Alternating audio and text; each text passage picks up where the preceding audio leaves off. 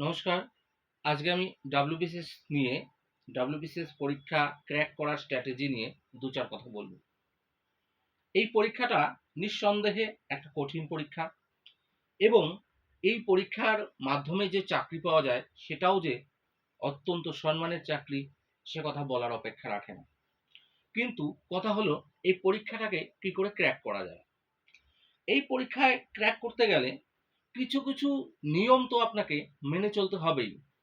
প্রথমত আপনাকে হতে হবে ডিসিপ্লিনড, অর্থাৎ আপনাকে পড়ার একটা রুটিন নির্দিষ্ট সময়ে করে নিতে হবে।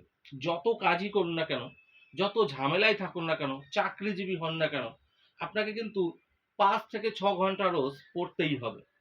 এইটা একটা কথা। ২ নম্বর পয়েন্ট হচ্ছে শরীর স্বাস্থ্য। শরীর স্বাস্থ্য যদি ঠিক না থাকে, নিয়মিত যদি এক্সারসাইজ না করেন, একটু হালকা দৌড়াদৌড়ি না করেন, জিমে না যান, আপনার শরীর ভালো থাকবে না, মন ভালো থাকবে না। শরীর ভালো না থাকলে মন ভালো থাকবে না। পড়াশোনায় কিন্তু আপনি সেই গতিতে করতে পারবেন না।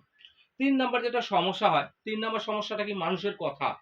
আপনি হয়তো বারংবার পরীক্ষা দিচ্ছেন, অনেকে বলছে, "কিরে এখন চাকরি হয়নি? কিরে তোর চাকরি পাওয়ার যোগ্যতা আছে না নেই?" এরকমও প্রশ্ন অনেকে করে বলে। এগুলো ঘাবড়ে যাওয়ার কিছু নেই। আসলে এই কথাগুলোকে মাইন্ডে আনবেনই না।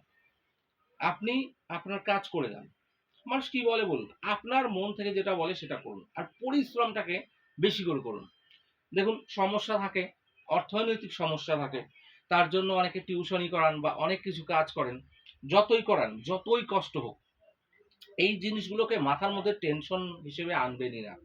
অনেকে আপনার কাছে টাকা পেতে পারে, অনেকে অনেক সমস্যা থাকতে পারে। তো সেই সমস্যাগুলোকে যখন আপনি পড়তে বসবেন তখন আপনি ব্রহ্মচারীর মতো কাজ করবেন।